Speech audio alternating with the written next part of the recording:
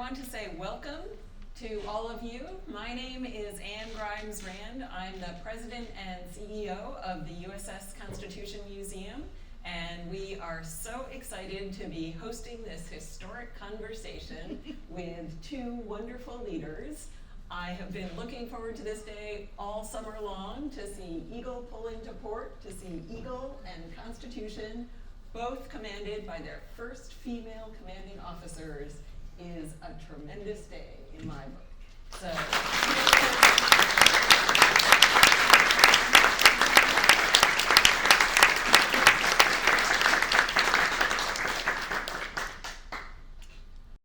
As Anne said, I am Commander B.J. Farrell, 77th Commanding Officer of USS Constitution. I'm originally from Paducah, Kentucky, and so a lot of times I get asked how I ended up in the Navy, but I was channel surfing one day, saw a Naval Academy graduation on sixth grade channel surfing, Naval Academy graduation on TV, stopped, watched the entire ceremony, went and found my parents and said, I know where I'm going to school. And so I spent the rest of middle school and high school trying to figure out how to make that happen. Was commissioned as part of the class of 2004.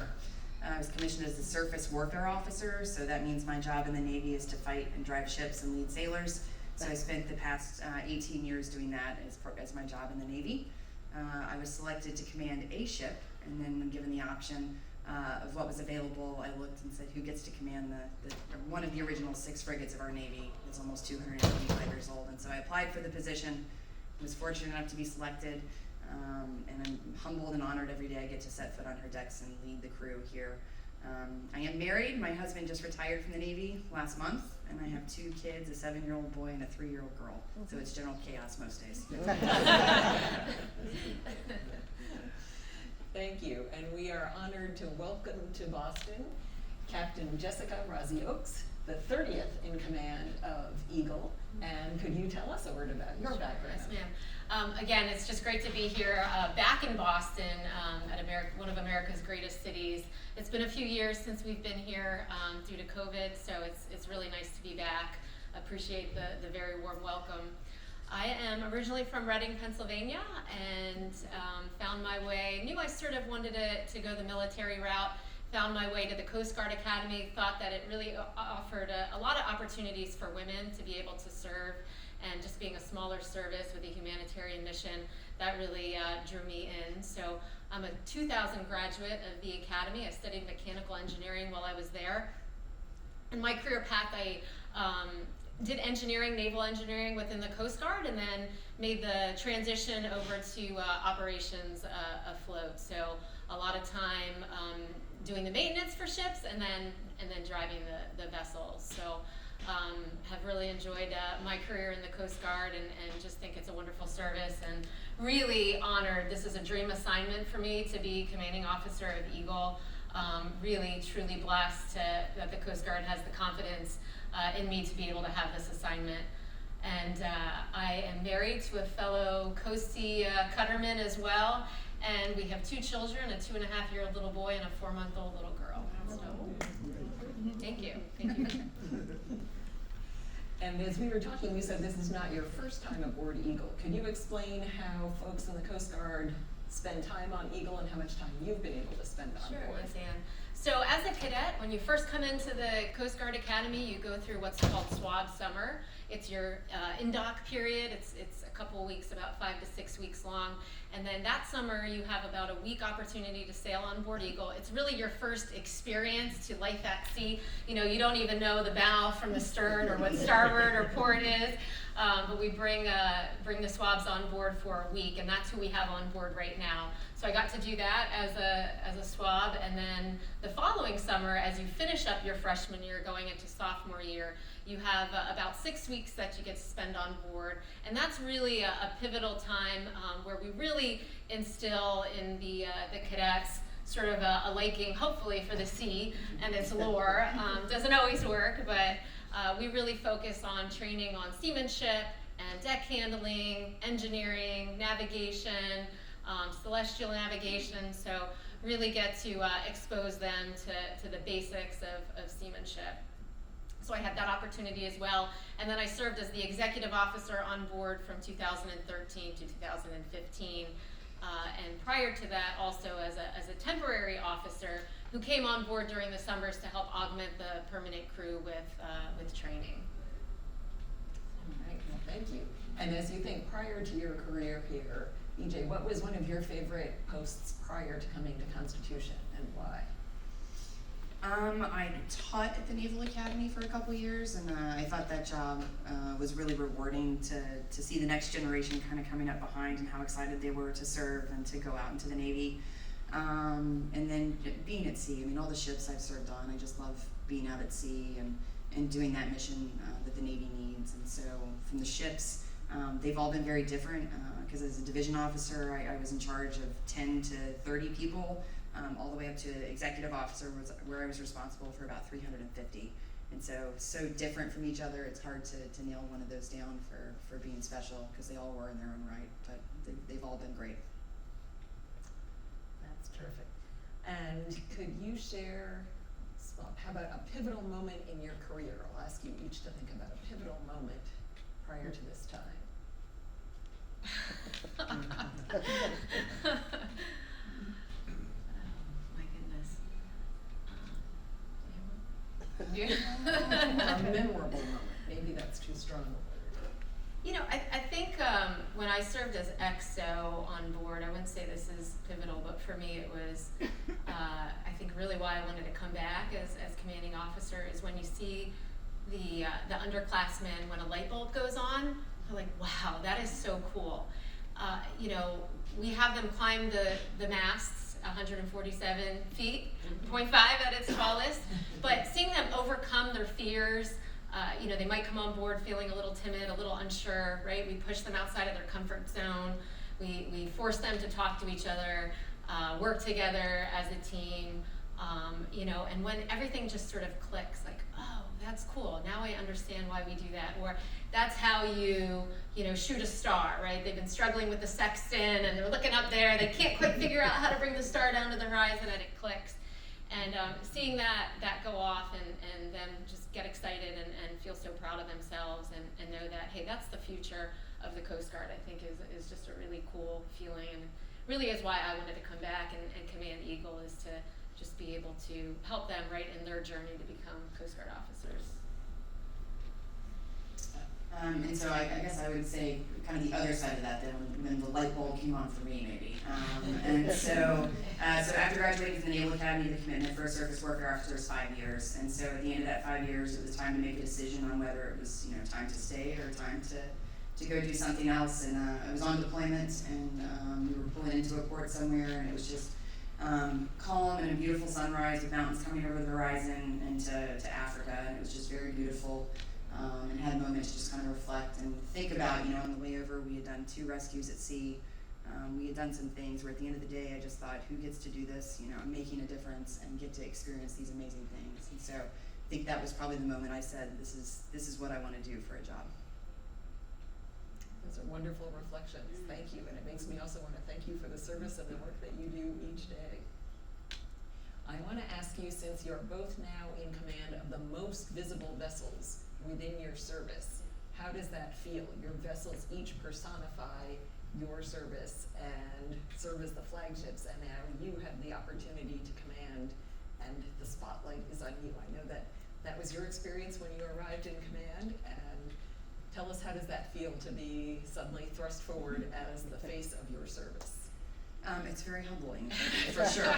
But it's also amazing. You know, I just told you, you know, I had a moment where I decided that I love the Navy, and so getting to share that story on a daily basis. We get 3,000 to 4,000 people at the ship every day now, and so I go out and talk to as many of them as I can, and so to share that and share the history of the Navy and why we started and how the mission of the Navy in 1812 is actually not that different from the mission of 2022, and kind of why we're here, and so it's really special to be able to do that. And also really just, you know, you can't go to an aircraft carrier, but you can come here and set foot on Constitution and talk to an active duty crew of sailors to hear those stories. And so it's just very special to do that. And Eagle, you have the opportunity to go into different ports and project the Coast Guard's presence in so many different places. So how does it feel as you represent Eagle and the Coast Guard? Yeah, I think very similar.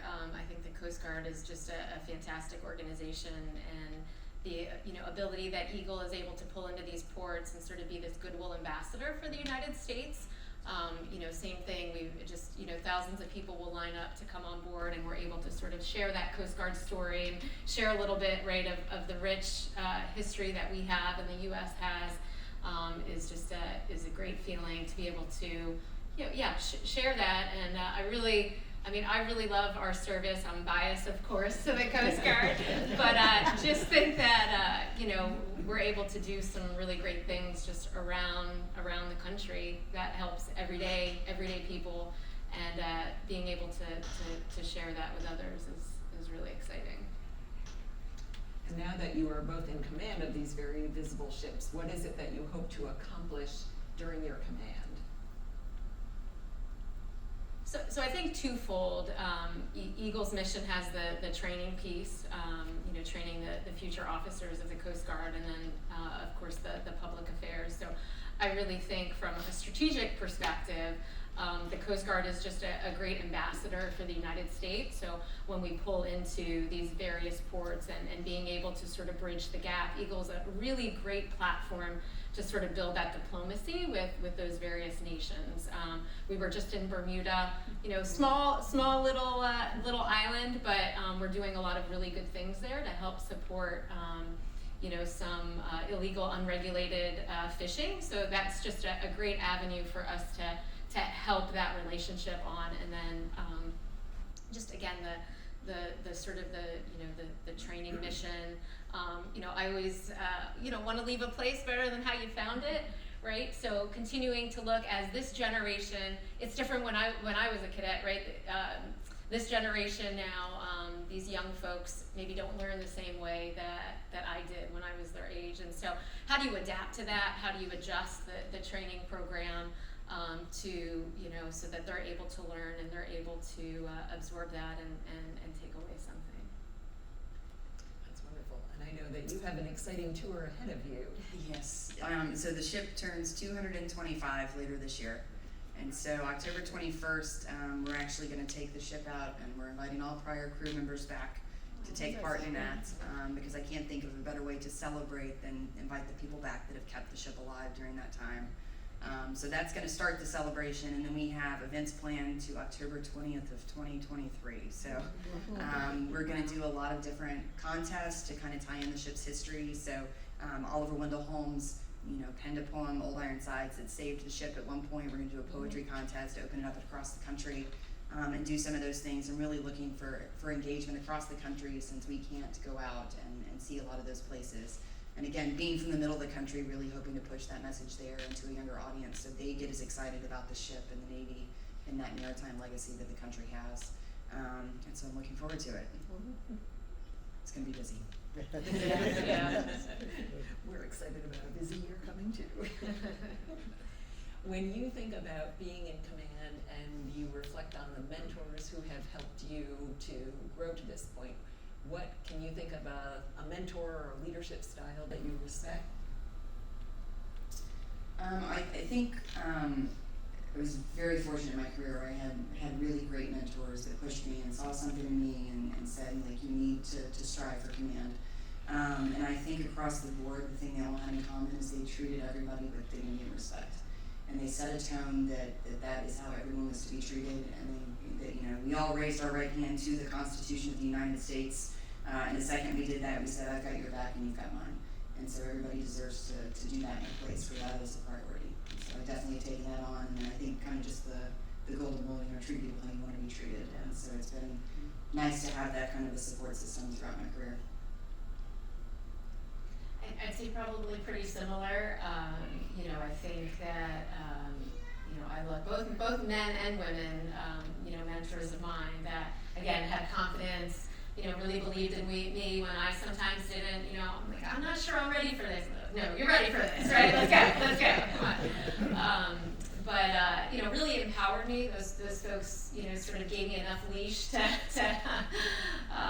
run with, and allowed me to kind of sort of go off and take some action. Right? They didn't hold me back.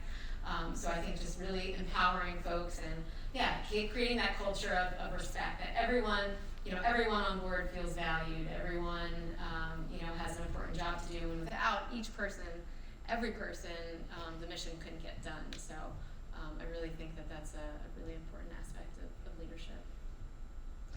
And as both of you are not only working with a crew which has to execute on a daily basis, but you're also projecting a public image, what is the message that you hope visitors to your ship will leave with?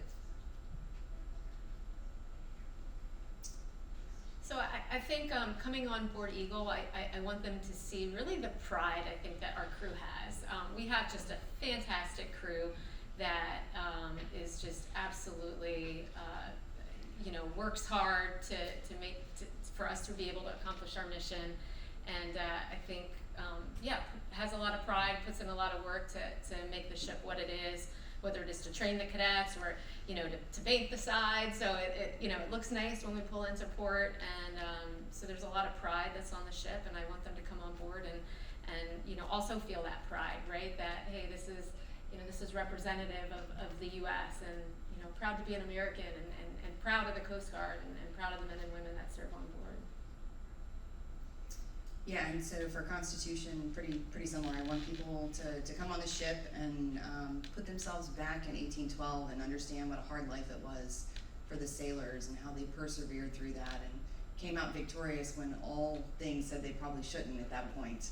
And that the ship is a battleground where sailors gave their lives for the freedoms that we have today. And so it's very humbling to set foot on the ship. And so I just but the kids, I always love when the kids come on board because they just see things in a different perspective and ask different questions. Especially Constitution, had young boys serving on the ship. So anytime I see a kid, I'm like, how old are you? One of those. They usually run away, but it's humbling and a great opportunity to educate the country and again show that pride in being American in the Navy. Certainly are two ships who command that attention, and I know whenever I walk onto the deck and you look at those towering masts and you think about serving, humbling is a very, very good word, and makes me so admire all of you who are still in the service today and doing that work in climbing aloft and thinking back 200 years ago when there wasn't quite the same weather forecasting when you were heading out to sea. I'm curious, as you've taken on these roles, how that reflects on your family life and what it feels like you're representing the nation, and when you go home, you may not be the commanding officer anymore. No. I regularly lose a fight to a 3-year-old on the wrong color cup. You choose your battles, right? That's exactly right. And so I think it depends. There are days my kids love coming to the ship and running around. And there are days, and the thing that's been nice is we live locally here, and the few days when, most days I go pick up my kids in my uniform. And so, not this one. Once I got stuck going in this. And then I took lots of pictures on the playground. But usually my 2022 camouflage, I go pick my kids up in school and that, and even the difference in the kids' perception from the first day I showed up in that uniform and they didn't really know what to do with the person standing in front of them. And now, they'll come up and be like, oh, that's William's mom, and like high five, and, hey, Captain. And so it's been nice to see that kind of shift and just being accessible to children and having that perspective. The 3-year-old's just very determined on her cup color. Well, mine is on his truck shirt, what truck shirt he's gonna wear. So, but I think it's. I have an incredibly supportive family that allows me or enables me to do this job. So my husband being able to, be at home, and he's working full time for the Coast Guard, active duty Coast Guardsman. But he's got the kids full time when mommy's out to sea, and for me it's, hey, if I can inspire, my son, he's only 2.5, but one day he's going to be a gentleman looking for a spouse, and being able to say that, hey,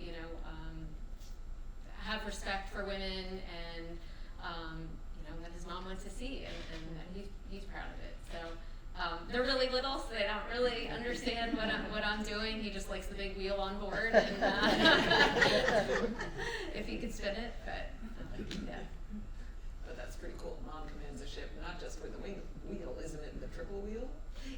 There's three wheels at the helm that takes all 6 people to turn that ship when she's coming into port, so, yes ma'am. That's wonderful. Well, you've been gracious in sharing your thoughts and to have a little fun when we do these. I have a daughter who suggested we do a lightning round of questions of life at sea. So these are just meant to be some quick, that idea that you are moms who serve at sea, and I think that's tremendous.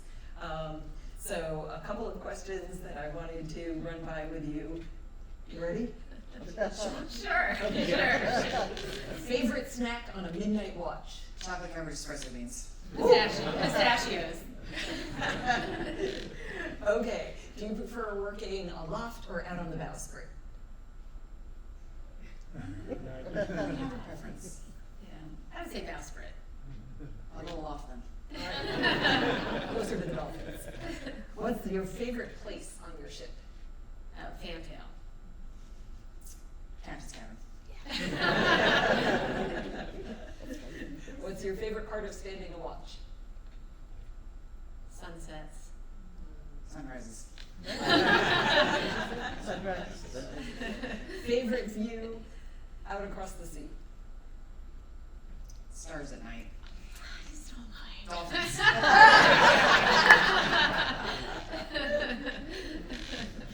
Dolphins and the bioluminescence. Yeah, okay, that's cool. Okay, dolphins and bioluminescence, that's pretty, all right, very good. Well, I know part of my job is to give our audience here an opportunity to ask questions of you. So we have a few more minutes, and if you do have a question, I already see a hand going up, hands going up. If you can speak up, or I'll try and repeat them. Can you hear me okay? Mm-hmm. Yes, Okay, so, you have constant, new people coming on board your ships. If you have to say one thing to a new person coming on board, a man or a woman, about what will make them successful in their rotation, what would you say? I'm not sure everyone could hear that. I think the essence is, with new people coming on board, if you could offer one piece of advice to that new person coming to serve on your ship, what would it be? So I have 3 things I always tell my sailors when they check on board. So if I pick one, I would say I challenge them to learn something new every day. And I've done that for all the commands I've ever been at. Because being at sea is hard and it has lots of challenges, but there's always something to learn from, good or bad. And so I always challenge them to push themselves to continue learning, basically. Yeah, it's sort of along those lines, right?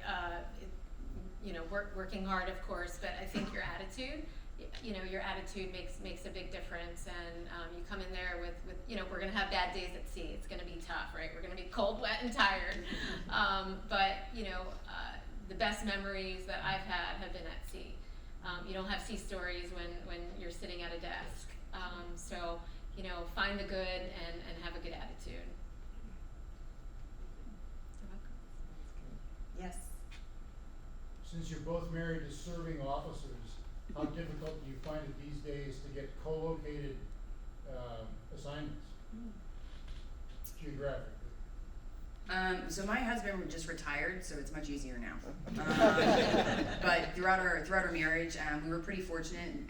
With the Navy, we have fleet concentration areas, so we just generally always asked to go to those. So all my sea time is out of Norfolk, Virginia, largest naval base in the world, and so it was pretty easy to get that request in and for us to be there.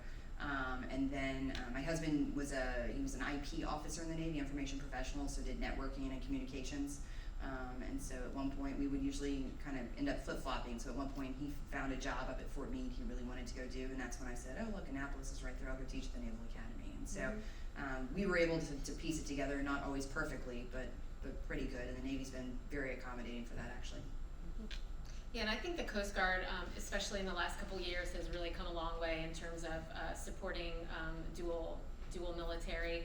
I think there was certainly a time where it was maybe a little bit more challenging, but I think the Coast Guard's really made an effort to try to make sure that both of our careers remain viable, and we're both able to go to locations that both support us.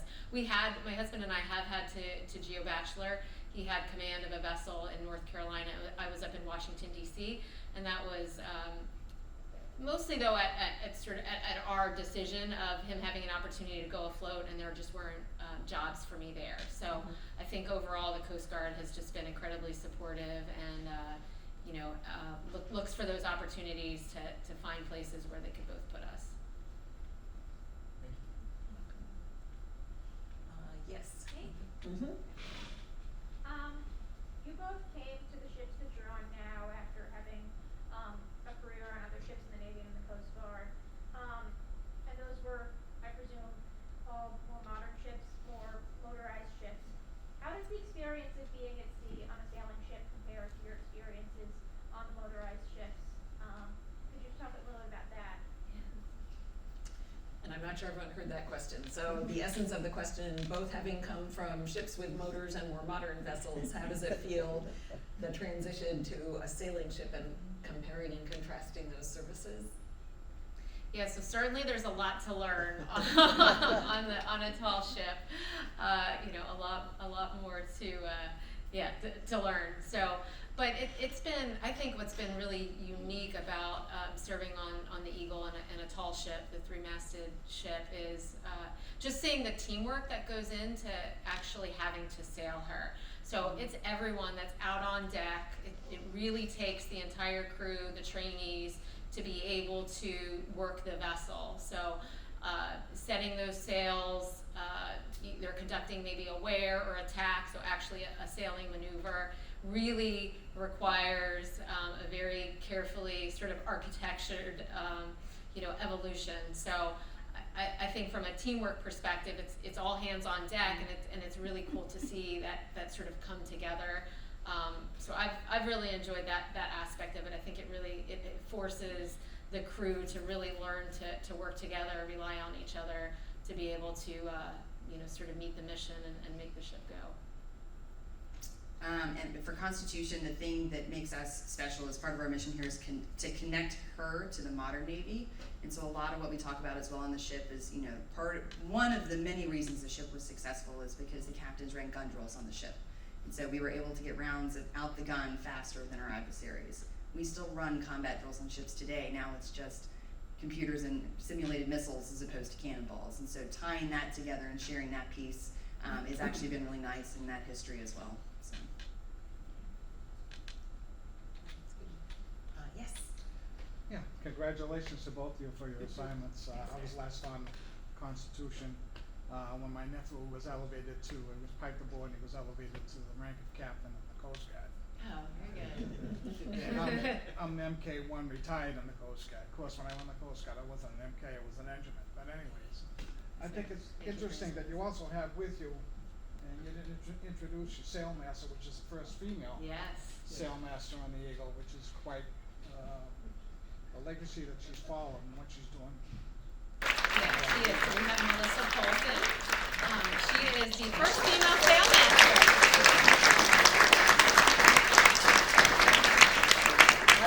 I forget how many lines there are on, but I know she knows. She knows. She knows. But the question I want to ask, probably want to share with a lot of people, is a lot of people, we all know the Constitution keels the blade to the Constitution across the harbor. I think at the Coast Guard base. Correct. Edmund Hart Shipyard. Right. But the Eagle The history, was so a prize Eagle award. was built in And if you could just 1936. respond to that a little bit, Sure. tell everybody how that came. Yeah, came to the be. history. So Eagle was built in 1936 in Blumenbach Shipyard in Hamburg, Germany, and and she was used as a training ship for the German, basically Marine Krieg.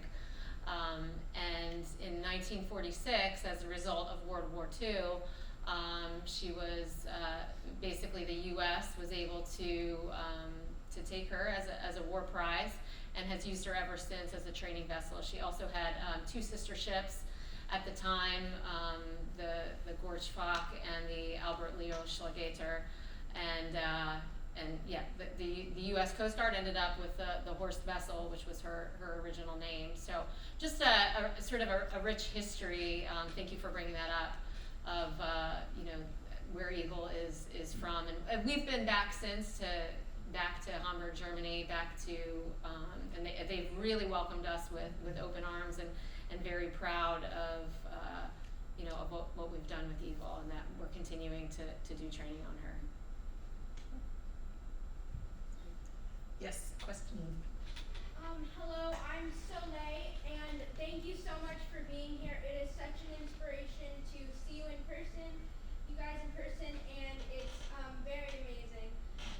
My question was, what unique challenges did you face when becoming a woman, the first woman commander on your ship? I alluded to it a little bit, but I've been very blessed in my career where I had really great mentors, and a really positive support structure that pushed me to do well. And so I always tell people, surround yourself with positive people that want you to succeed, because it just makes life so much easier, and they help get you to your goals. But the other really great thing about this job is it's great to be here, first of all, but really I get to represent the 30 women in command of ships around the Navy right now. And so again, you're just here we're the face you get to see, but right now there are 30 women around the world doing the mission the Navy needs them to do.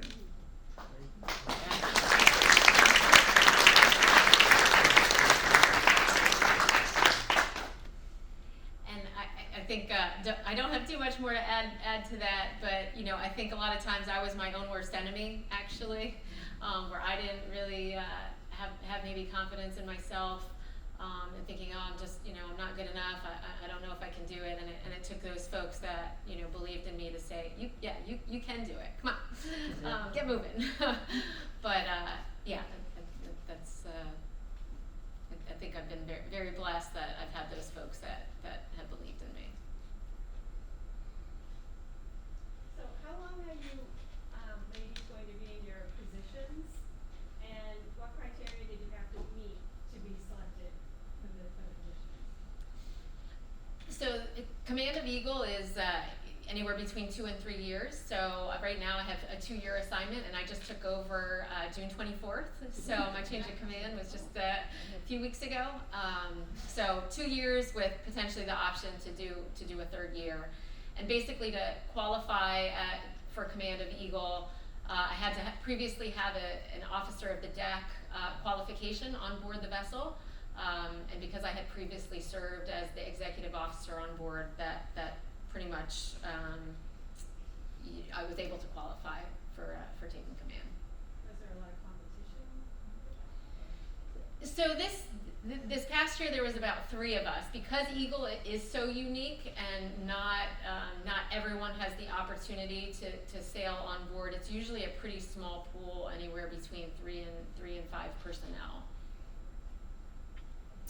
And for Constitution, so as a surface warfare officer, we have selection boards that meet, and they pick the qualified candidates that then become captains of ships. And so I was in a pool of about 80 people selected for command, and then it's matching up the person with the job kind of thing. And so again, I applied for the position here because I just thought it was so special and a once-in-a-lifetime opportunity.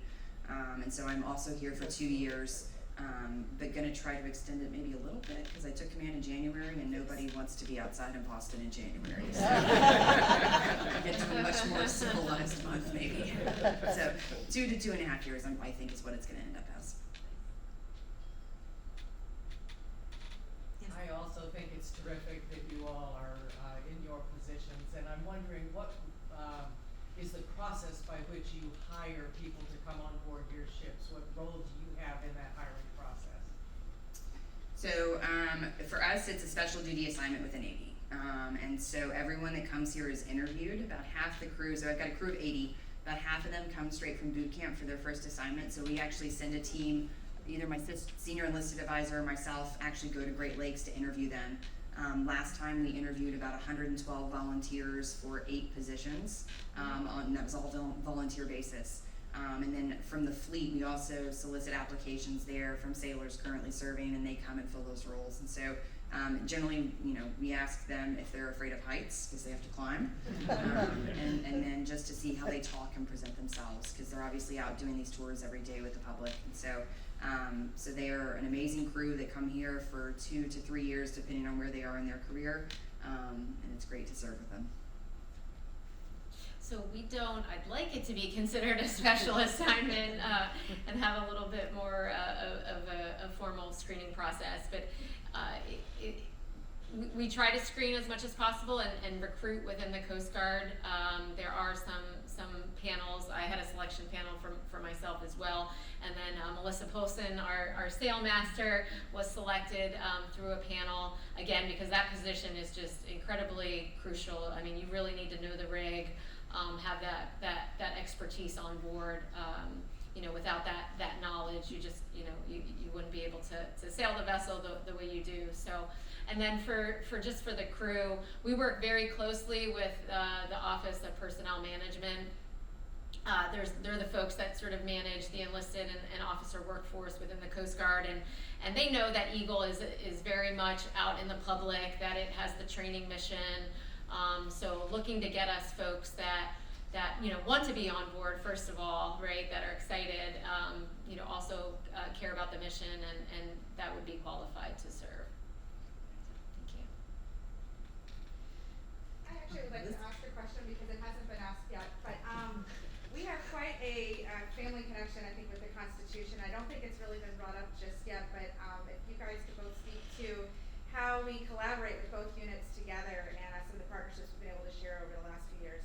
I think a lot of people would be really interested to know how we work together. Yeah, so I mean, I can share from when I was XO that, you know, we had the captain of the Constitution sail on board, and also a number of the crew members sail on board. So they spent, you know, 2 weeks with us during one of our summer deployments. We had them working right hand in hand with our folks out on deck, learning the rig, climbing in the rigging, and then I know in port calls we've been able to do up and overs on each of our respective ships. So just trying to share that knowledge, you know, being you know, the only 2 active sailing vessels in the U.S. military, I think very unique and kind of neat to be able to see the other side.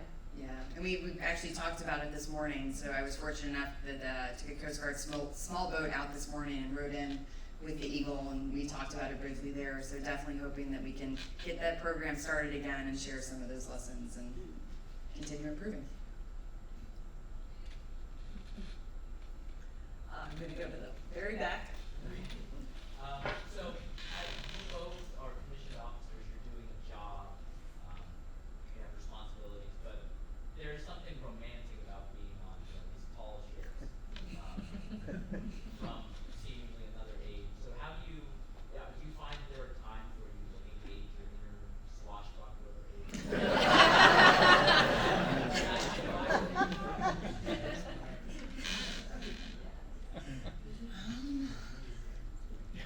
I mean, some of my favorite times walking on the ship are when it's just quiet and just reflecting and taking it all in, and then and just having those moments. But then kind of the book into that.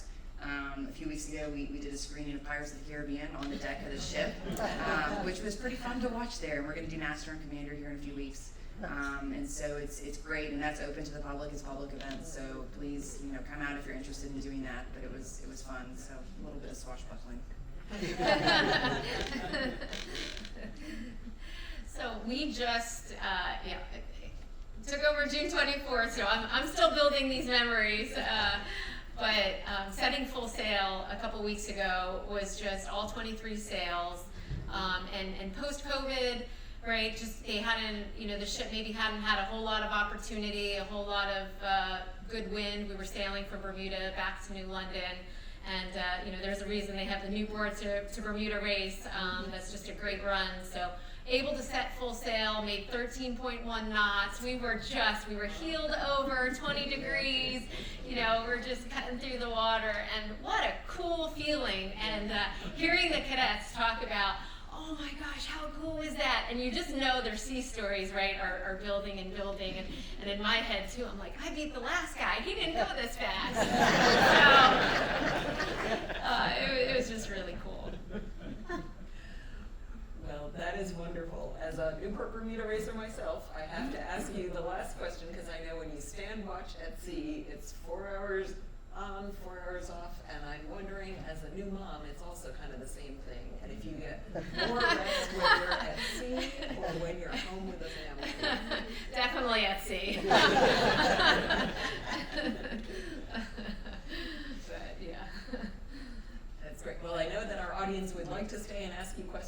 night long, but I know that we promised to wrap this up in a timely fashion. So before we close, I want to give an opportunity to make sure that everyone understands when they can visit both of these ships. So the Eagle visitation is scheduled this weekend. So we are open both Saturday and Sunday, 1100 to 1900. So please, definitely come visit. We're excited to have you, excited to be here in Boston, and hopefully you'll get an opportunity to sort of see what I'm talking about. There you go, and Constitution. Constitution is currently open Tuesday through Sunday, 10 to 6. And Mondays are the days we're closed for maintenance and climbing and some extra training. But the other days of the week, 10 to 6. There you go. And you can also visit the USS Constitution Museum, 9 to 6, 7 days a week. So I want to thank you for being a wonderful audience. I want to say thank you to 2 wonderful leaders. We are so pleased that you are at the helm of your ships, and your ships are here in the harbor, and you took the time to come and join us this afternoon. It's been a real pleasure to be able to talk with you and share your stories more broadly. Very Thank good. you so much.